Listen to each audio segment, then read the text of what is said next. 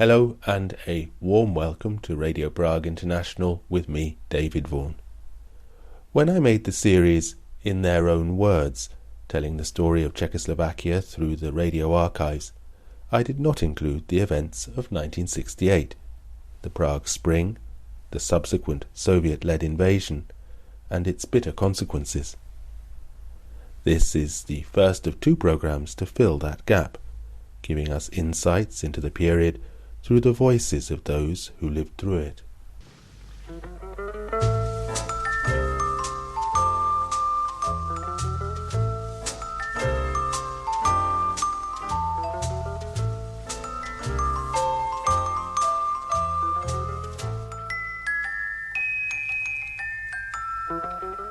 Potkala jsem ho, pršelo a domů se mi nechtělo, tak jsem mu řekla, ať se ke mně schová.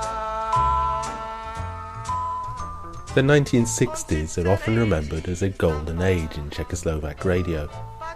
The political thaw that started at the beginning of the decade brought with it a sense of openness and optimism, and this was reflected in the radio, just as it was in so many other fields of cultural life, from film to music and theatre.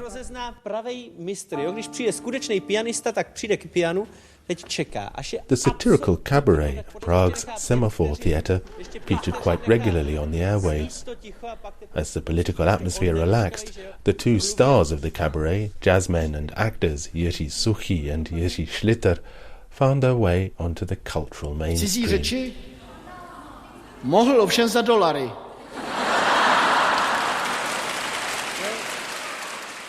Despite several risque jokes at the expense of the regime, in this sketch, another famous member of the Semaphore team, Miroslav Horníček, is joking that he'll only use foreign words if he's paid in hard currency. Czechoslovak radio was quite happy to broadcast the Semaphore New Year's Eve show on December the 31st, 1967. Here's Jiří Schlitter singing in deliberately dreadful English. Ever since that night, we've been together, lovers at first sight, in love forever.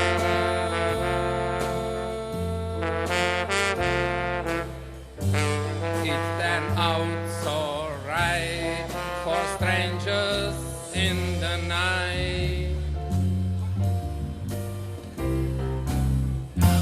Shooby-dooby-doo, shooby-be-dum-bum-bum-ba-da-ba-da-ba-da-ba-da-ba-da. I like jazz. And thus began that most momentous of years, 1968. Návrh by mal vytvárať tiež podmienky pre prípravu dlhodobejšieho programu strany. Within days, there was a seismic shift in Czechoslovak politics. On January the 5th, Alexander Dubček became first secretary of the Communist Party, the most powerful position in the country. Dubček immediately set Czechoslovakia on a course of economic and political reform, hoping to create what he famously described as socialism with a human face. Vážené súdružky a súdruhovia, januárové plénum stredného výboru komunistickej... Here is Dubček opening a meeting of the party Central Committee on April the 1st, outlining the reforms. This extract reflects some of the paradoxes of the time.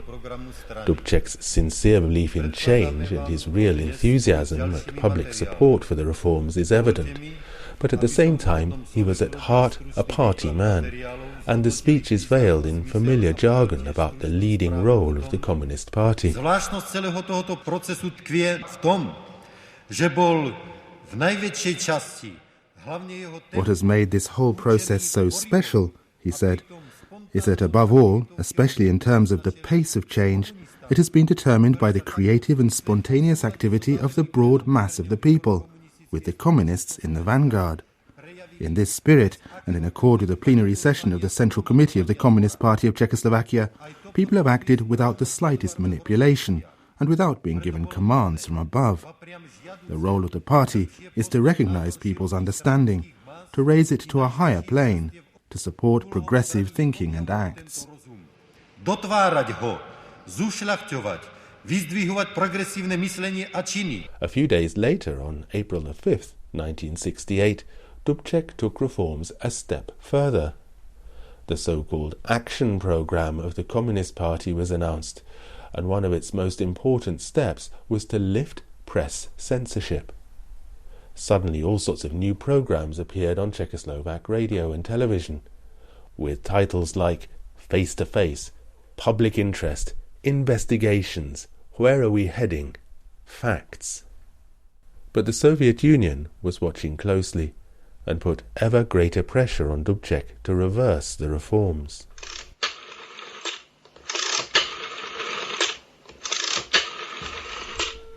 More than 25 years later, in 1994, the chief archivist of the Russian Federation made available a transcript of the last telephone conversation between Dubček and the Soviet leader Leonid Brezhnev, before Soviet tanks brought the reforms to a violent and abrupt end on the night from the 20th to the 21st of August 1968. It was August the 13th. Brezhnev called Dubček from Yalta in the Crimea. He was furious that Dubček had, as he saw it, failed to keep a promise to rein in the Czechoslovak media, or as he preferred to call it, the organs of mass communication. Here is a short extract from a reconstruction of that conversation.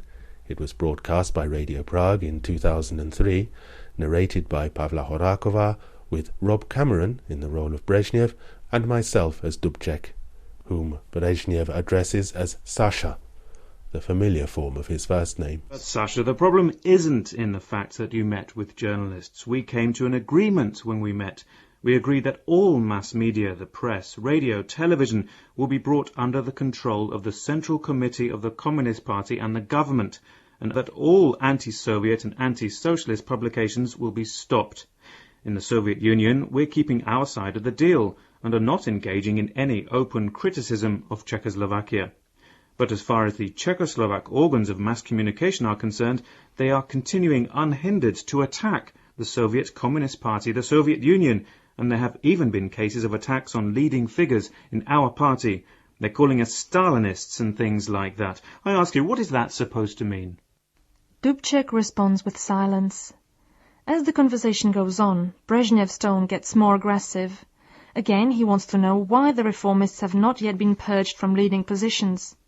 Dubček's justification, on the basis that decisions have to be taken collectively, is worlds away from the simple, unbending truths of real socialism, Brezhnev style. Leonid Ilyich, this issue cannot be just solved by a directive from above, coming into effect everywhere at once. We have to wait until both Slovaks and Czechs have agreed to a suitable solution. That's why the party leadership can only solve this question by telling the government and the minister to prepare suitable arguments for a final solution to be carried out a little later. How much later? In October, the end of October. What can I say, Sasha? This is nothing but more deception. This is more proof that you are deceiving us. I can't put it any other way. I will speak quite bluntly. If you prove unable to solve this question, then it seems to me that your party leadership is no longer in control. But this isn't deception. We are trying to fulfill the obligations to which we committed ourselves, but in a way that is possible in the current complex situation. But we must take issue with this, and we have no choice but to reassess the situation and take new independent measures. Comrade Brezhnev, take whatever measures your Politburo considers fit. If you answer me like that, then I have no choice but to tell you, Sasha, that that was an ill-considered statement. But why does everything have to be so rushed?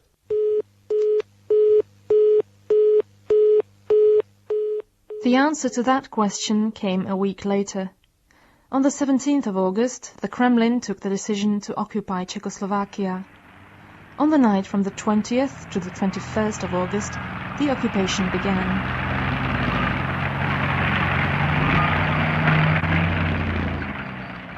In the days that followed the Soviet-led invasion, Czechoslovak radio was at the centre of events, as we'll be hearing in the next few minutes. But we'll start with Radio Moscow, on the morning of the 21st of August, with an official Soviet version of events. State officials of the Czechoslovak Socialist Republic have asked the Soviet Union and other allied states to give the fraternal Czechoslovak people urgent assistance, including assistance with armed forces. Radio Moscow there, on a rather crackly recording, claiming, quite untruthfully, that Czechoslovak state officials have invited the country's allies to intervene. Broadcasts on Czechoslovak radio could not have been more different.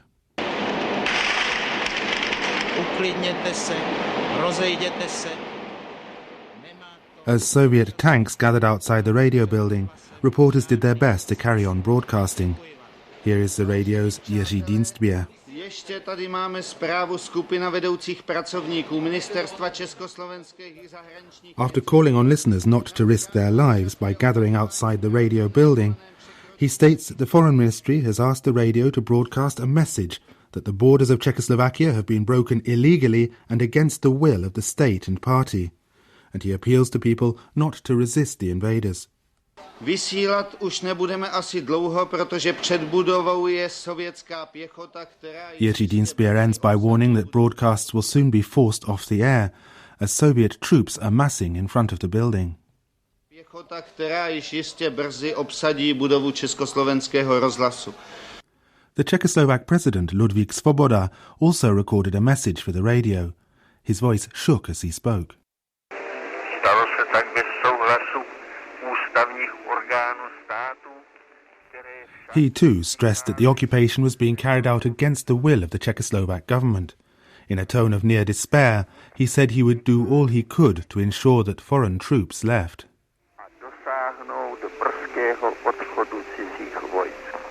Radio Prague and other Czechoslovak radio stations also tried to get the message across abroad.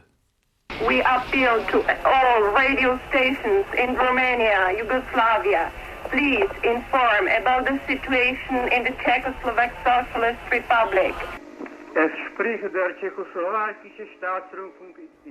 And the local station in České Budějovice appealed to German soldiers from the East German People's Army to turn back in the name of international workers' solidarity.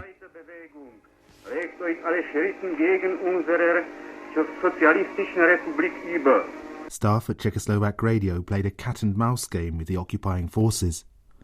At first they managed to continue broadcasting directly from the radio headquarters, despite the presence of tanks outside. Again and again they repeated the government and party leadership's appeal for calm.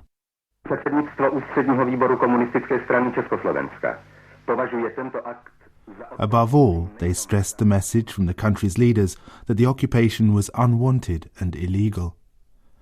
But the Soviets were already hard at work to silence the radio.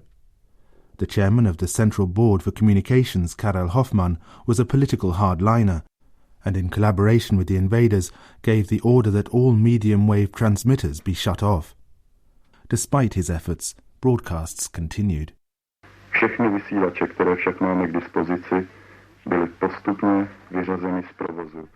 All the transmitters which we had at our disposal have been gradually forced out of operation, and we do not even know how many of you, our listeners, can hear us. But we shall try to stay in touch with you, even though some of our phone lines are cut off, and since 2 a.m, foreign aircraft have been circling above the Czechoslovak radio building.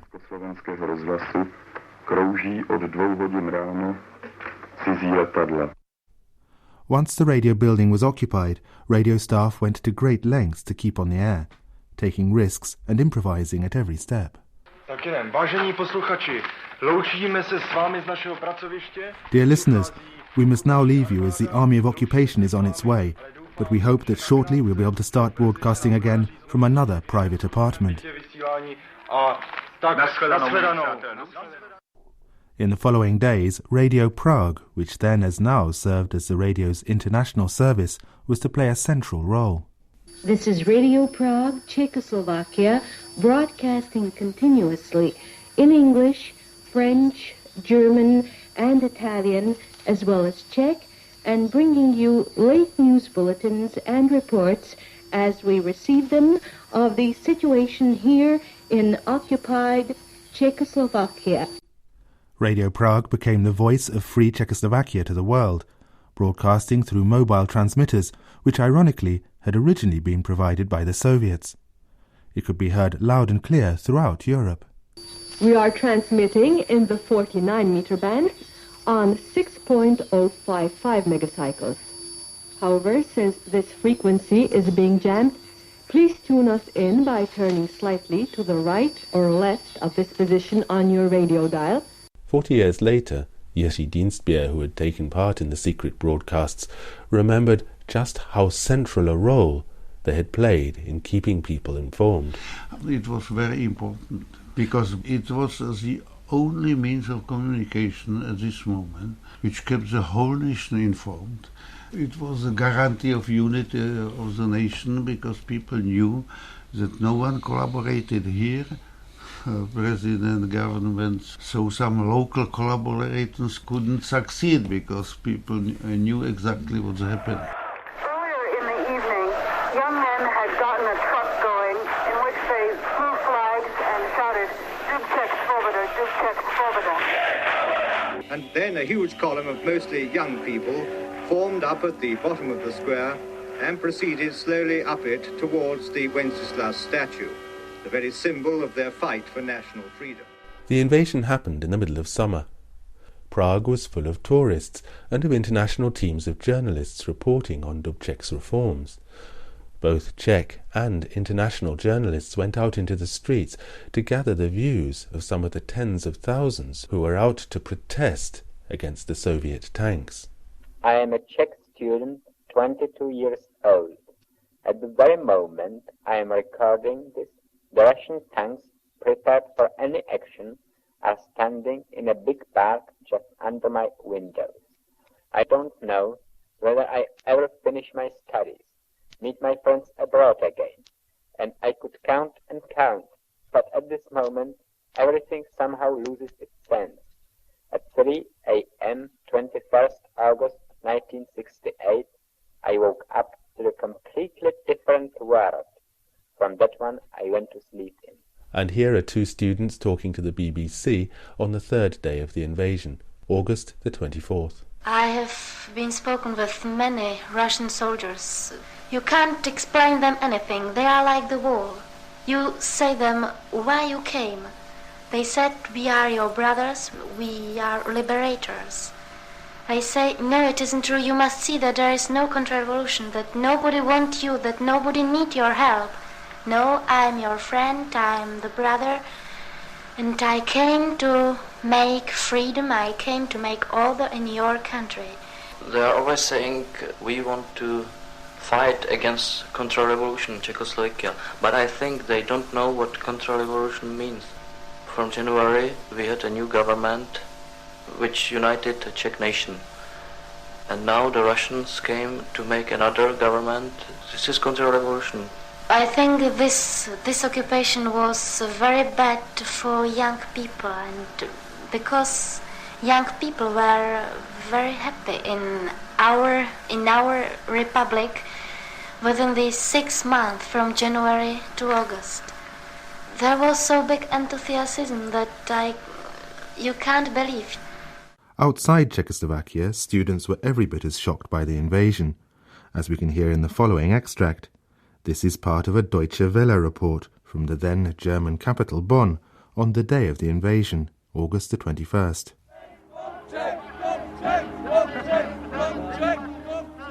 In front of the Soviet embassy near Bonn, from early in the morning, groups of students and young people assembled to demonstrate against the invasion of Czechoslovakia. Can you tell me who's demonstrating here? Well, it's all sorts of people, young people, students, some journalists I see around here, people from all walks of life, I would say. And why are they demonstrating?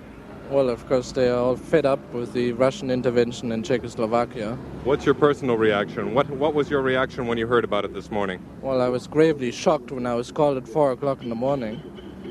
And I think this is really the worst thing that could have happened to East-West relation and to all of us who thought that there might be a way of getting closer to the East.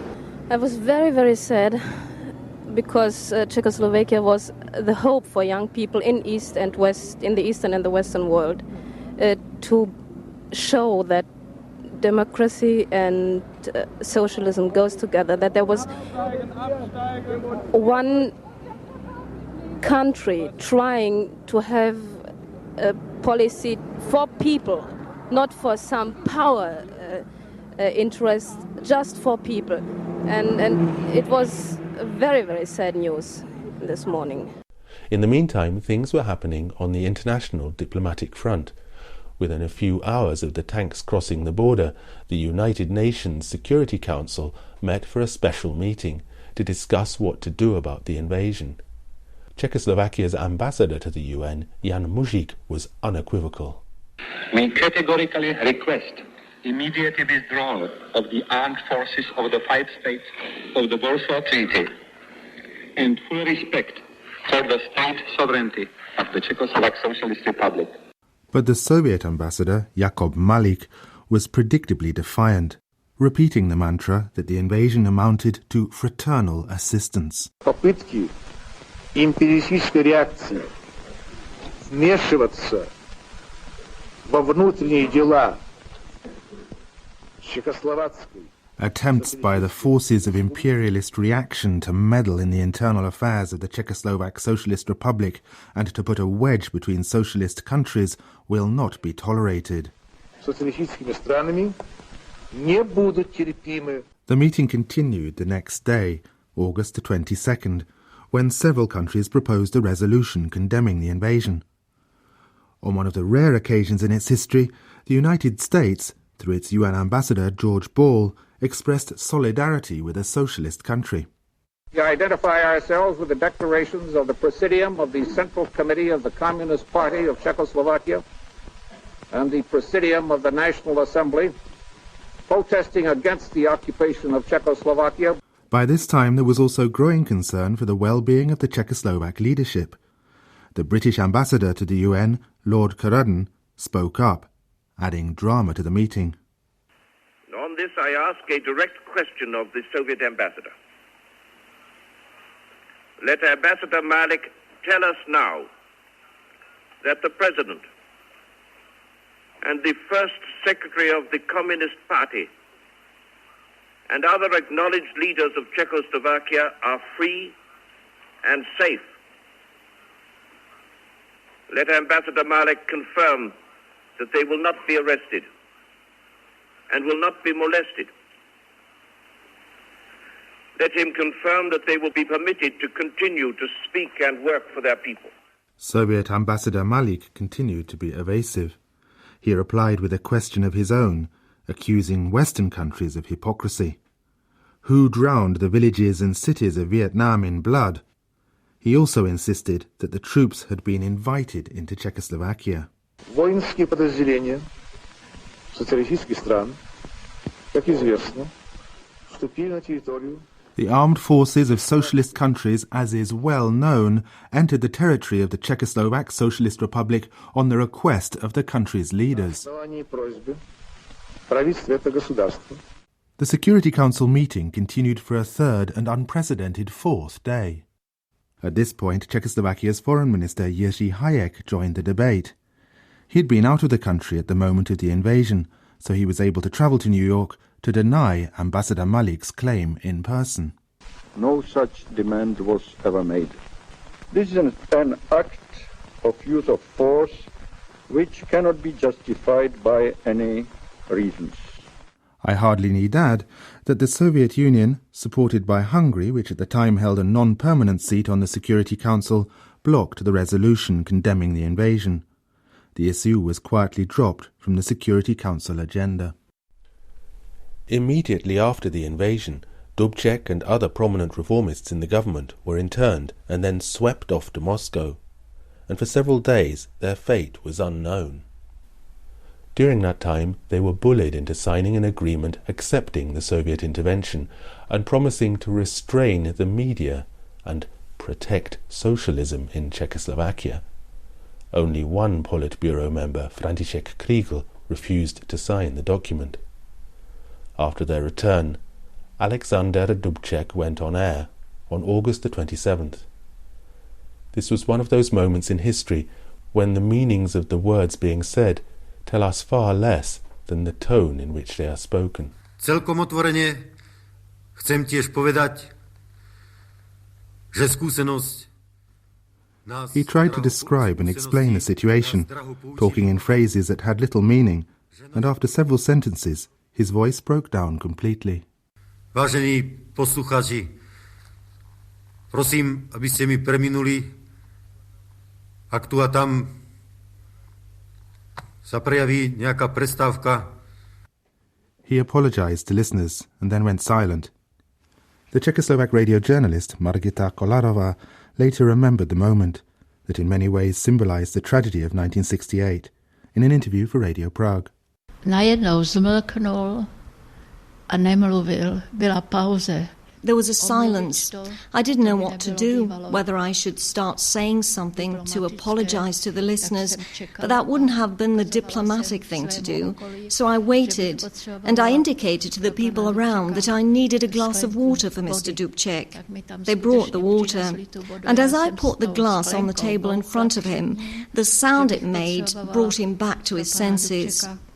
After quite a long while, he began to speak again, and there were tears running down his face. It was only the second time in my life that I'd seen a man cry. At this moment, it must have been clear to anyone listening that there would be no turning back.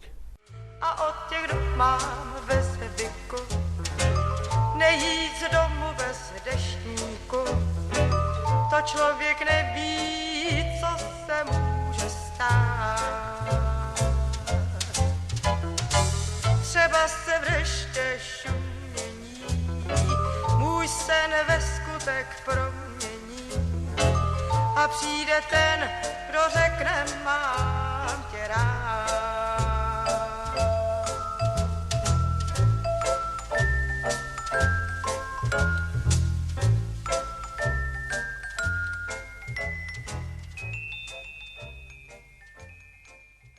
And that brings today's programme to an end. Thank you very much for listening.